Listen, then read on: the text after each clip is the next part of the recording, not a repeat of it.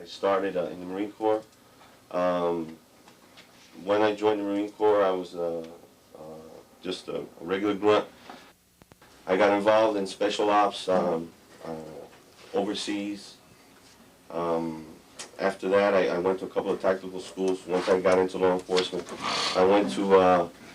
I attended the Key West Waterborned school, which was put on by the SEALs down there a few years back, about 8 or 9 years ago. It was pretty good. Also, I did a school with Steve Lawler, Key Largo Special Waterborne School, also police underwater sciences. So I have, you know, a pretty good background on diving. I know that everybody has their own way of doing things and so on. Every school I've been to, everything has been taught differently, somewhat. But what we'll do is we'll concentrate on a basic once we start getting out there and doing this stuff. And what you feel comfortable with later on, then you put it into your program when you get back with your agencies. But out here, let's just practice on what we teach. What I've done is compiled all the training that I've gotten in personal experience while with the Corps and so on. I pretty much put this program together. It's worked for me, and it works for our team here at Sweetwater.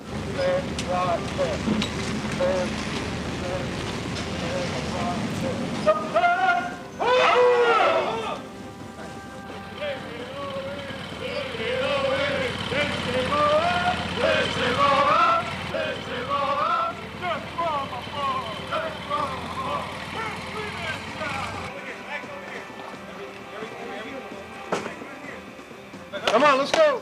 Going back up. Set up your bags. Give yourself room to set up your BC and your tank. Give yourself some room. Give yourself some room. Team 1 down here. Team leader, let me know when your team is ready. All right. Team 1. Ready? Ready. Team 1 is up. Okay, basically what we're doing right now is we're checking their competency in the water, checking how well they handle themselves in the water. Before we put them out into a more hostile situation, we want to be able to know their abilities. That way we can keep a better eye on the ones that are a little weaker. And actually, if they're not ready for this course, we weed them out right at that point, and they can come back another time. Feet off the bottom. Let's go. Swim, swim. There's a swim, not a duck walk. Save your energy. You got a long way to go. Come on. Oye, dale, Rodney! Come on, Benito. 1, 2, 4.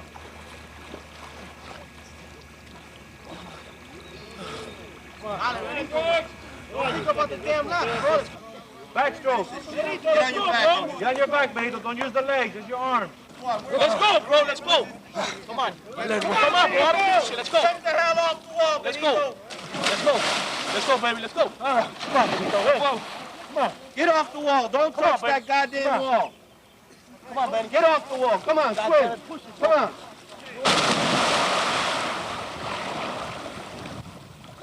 Everybody off the side. Everybody face each other. All right. I think that the guys on my team know exactly what they need to do in this. Screw, you mean? Yes, let's look. Basically what we're doing here is waterproofing. It's a military technique, and basically what it uses is just to train them to stay afloat in the water, feel comfortable. That's true. You're a little bit too close here. Let's just get right here. Green, there you go. You can bring up one of them. No, you tell me. Keep your teams together. Stay away from the wall. Hey, I want to see a little footsies going on.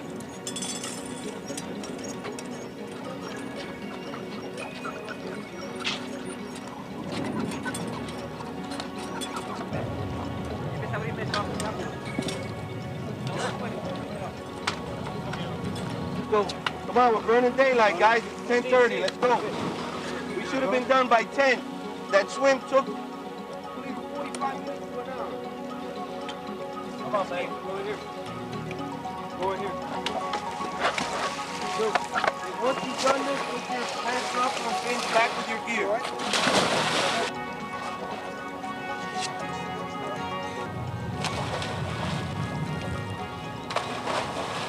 What we're doing here is we're going to set up an underwater confidence course. Basically what it's going to do is teach them or show them that they can just about handle any situation on the water as far as malfunction with their gear. And it's composed of, we've made it up with 7 different stages, and each stage has a different malfunction. They'll have to adapt and take care of what the problem is and continue on to the stage. Once they've completed this, they're going to feel pretty comfortable in the water.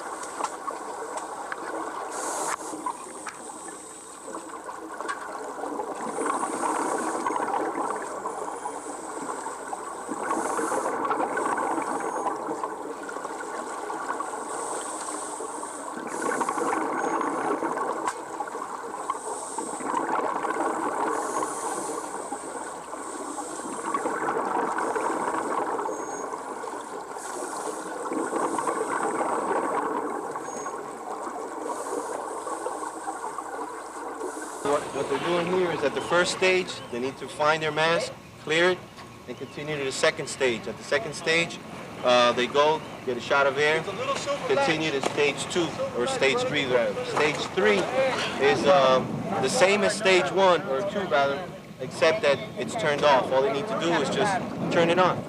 Sometimes they panic. It's as simple as an on and off switch. All they need to do is just turn the valve and turn it on.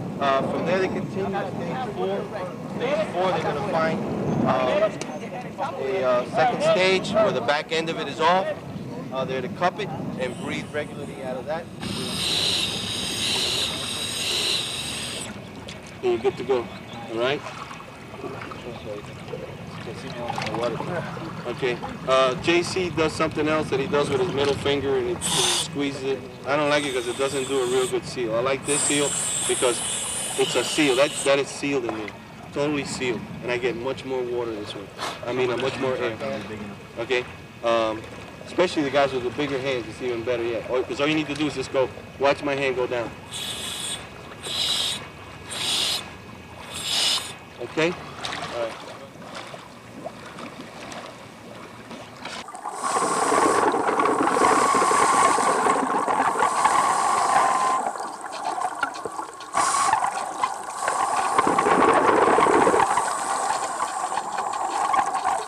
The next stage is where the first stage has been actually severed or cut off or what have you off of the regulator, and they're to breathe right out of the hose itself.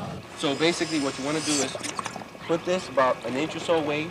You crank it slowly, okay?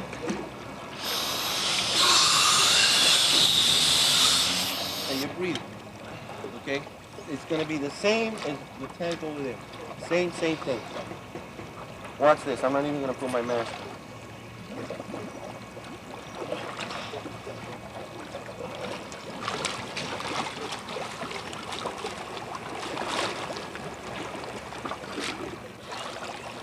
Sure you? All right. The last stage is pretty much the hardest stage where they just come up to a scuba cylinder and breathe directly out of the scuba cylinder. There's a certain technique that they need to practice to do that. That's why they're having a hard time, but if they get the technique down, it's pretty simple to do. Grid search is if we're looking for a handgun, and again, we're back out here, very, very limited visibility, and we need to find it. You know, it's a homicide. You know, we're the eyes and ears for DB. They don't have a case without the weapon. Let's say we need to find the weapon for them. And this type of search pattern that we did, the circular and the arc, you might try at first with an arc. If it doesn't pan out and you're feeling along the bottom, okay, then you go to this. I would prefer, if we're gonna do a, we're working a real good case and we're looking for a small object, again, like a weapon, I would go with this type of search here. And basically what it is find out again, more or less where the weapon is. This is a shoreline, and we put a line, okay? Whether it be weighted down or tied down from something on the bottom, and then the line goes straight out. Again, I would say, if they said, sir, I saw him, he took the shot, and as soon as he heard the police sirens, he flung it, and it landed about 10 yards, 15 yards back, so then I would run it back about 25 yards or 30.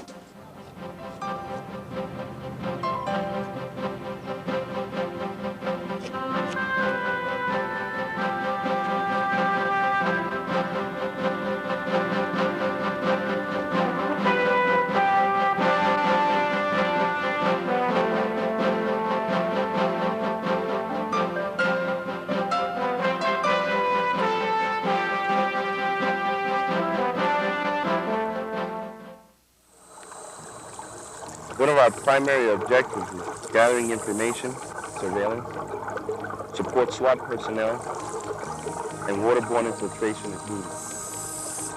Secondary roles, such as search and recovery, vehicles, the weapons, drowning victims, and sometimes the unpleasant task of recovering the tiny bodies of young children.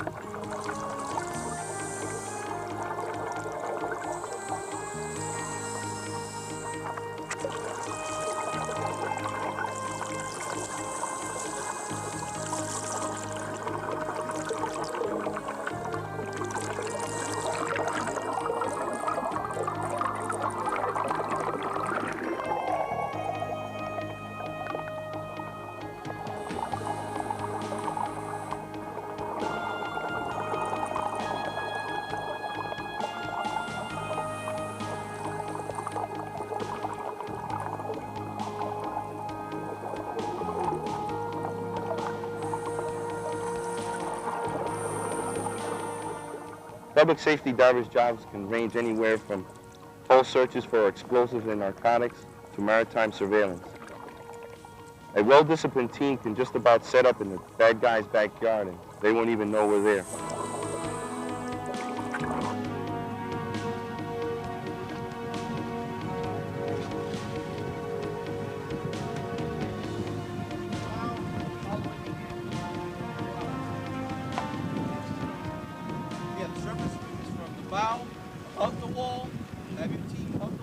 What the chief and I envisioned a few years back was putting together a team that would coincide and work together with our surface support, the SWAT teams, and especially in our area, we saw a need for a team of specially trained and cross-trained SWAT members, SRT divers, if you will. Basically, what they would do then is assist on-ground personnel in surveillance, assaults, and so on.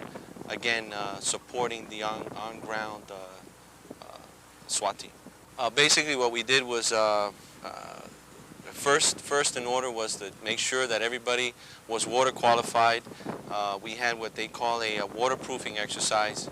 Again, making sure that all the divers or students were safe and capable of handling the course. It's pretty strenuous water course. The guys are in the water pretty much 90% of the course. Very little classroom. After we broke for lunch, it was we went into theory for about 4 hours, just covering basically everything that we were going to be doing for the next few days. Day 2 was scenarios out with the Coast Guard. We did pier and hole search techniques, hole searching, which the students really enjoyed. It's a totally different environment when you're diving underneath a hull.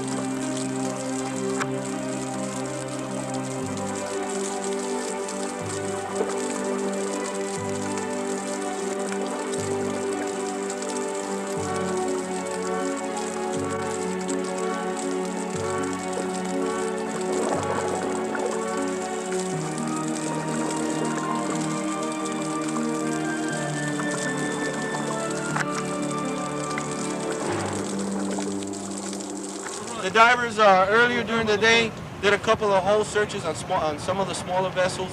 What we're working on now is one of the cutters, the USS Maui. The Coast Guard was gracious enough to let us work on here today, and they've really shined. It's helped us out. Hospitality is but the none out here. And the guys actually are doing a whole search on a bigger ship, and very realistic. They're under there, they're looking at the rudder, they're looking for possible drug compartments, any nooks and crannies that some of the smaller boats don't have.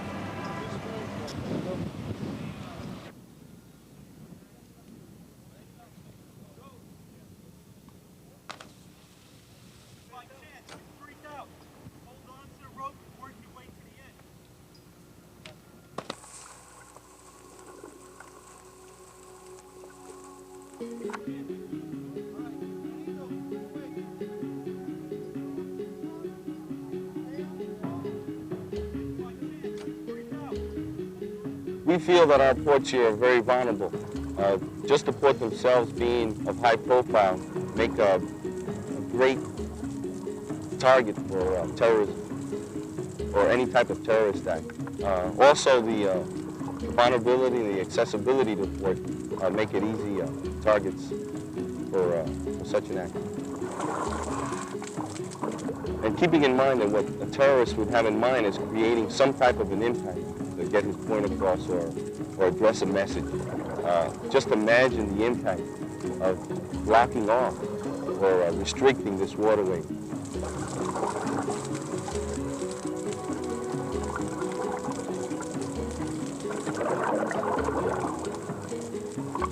Drug smugglers for years have been devising new ways of smuggling in drugs into our country. One of the latest methods being by attaching containers to the actual hull of the ship itself. By doing detailed hull searches by our divers, we've reduced the flow of the drugs into our ports. We feel that there should be more emphasis put on actual waterborne training to curtail such type of smuggling. Drug smugglers, they have the money and the means and funds and so on that unfortunately some law enforcement agencies don't have, especially small municipalities. And this is the type of training that should continue and that we like to keep working on to stay and keep that one step ahead. Once you guys got that squared away, that was the initial, when you guys started the search. It was really a cluster because Randy couldn't get down. But once you guys straightened that out, it was perfect. We give the students a chance to go out there and try and experience what the different techniques in searching are. Just get a small overview on what is involved in the different type of searches. In the more advanced classes, we get them out there and it's more one-on-one, and for example, doing hole search, we might stay doing hole searches for a full day, whereas yesterday we were out there half a day, and we even broke that up with peer searching techniques. We're going to have a scenario where we've gotten a call that there's a explosive device been set at the Marine Stadium. There's a concert tonight. K9, EOD, and some other people ran through the stadium. They can't find anything. The dogs don't detect anything either. There's a second call made in about a half hour later, and they're advising that there might be explosives underneath the stadium. There's probably, I'd say, 80 to 100 pilings under there. It's shallow water. It's not very deep. You're working from anywhere to 6 to 12 to 15 feet. We don't know how many explosive devices, though they say that there's several. We're going to break up in teams, the same teams, 3 teams, 1, 2, and 3. One is going to take the far end, one the center, and one on this end here.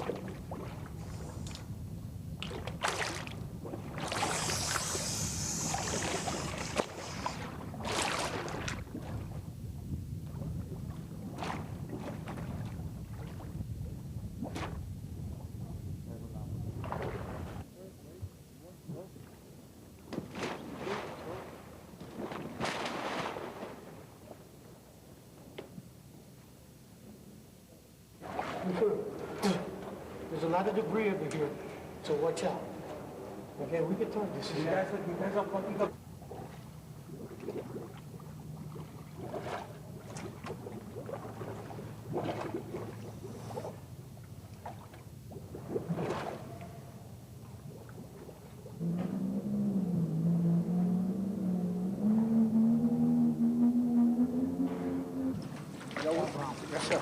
Give me the description of the location. 5 feet underwater. Third wooden pole from the east. So that's 3 sticks of dynamite. 3 sticks of dynamite, quarter inch thick. Got a clock on it. It says 125 on the clock. It's got 3 wires. It's pink. What else color the wires? Red, pink, and green. Screw you. Now we're gonna head. Do they have a little flag? It has a little flag on it that says police training. Anything else, sir?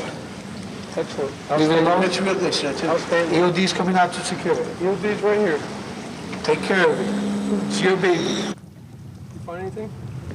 Not yet, other than, well, we got a yellow line down there that we logged. We're not sure if you guys meant it to be something or not.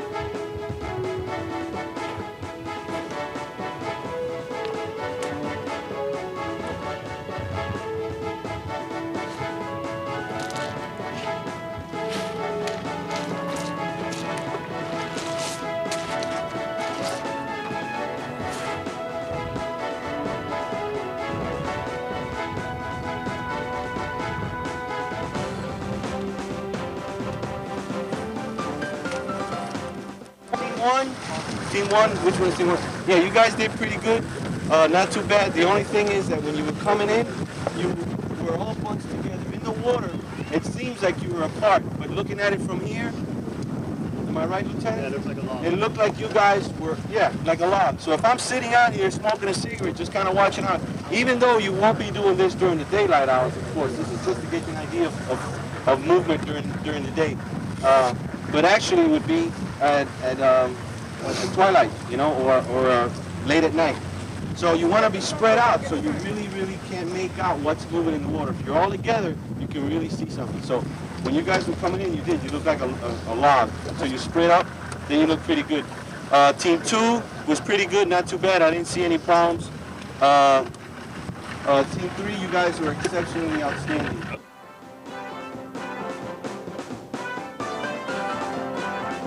There's a tunnel. There's a tunnel. Okay, they're gonna come out there. All right. A couple of surface swimmers, actually 4 surface swimmers and 2 instructors are gonna swim with them across the channel and come around and stand here. Then they're gonna break off and continue over and take out and get information from the lookout boat out here. The whole scenario out here is that there's only 2 entrances here. There's this access road, okay, and there's this channel. Basically what happened was we were called that this is where they were holding the hostage, and that if SWAT personnel or any police personnel come in, they were going to blow the houseboat that they're holding the hostage. Supposedly it's going to be some type of a commissioner or some heavy dignitary. That's what we're going to tell these guys. So the only way to come in is with the divers. They're going to come across the channel. They got to do some swimming, come in through here, do some combat swimming, take out the lookouts here. These guys are supposedly, they were over here. Okay, they were by this piling. But it's QU, we'll still work the same way.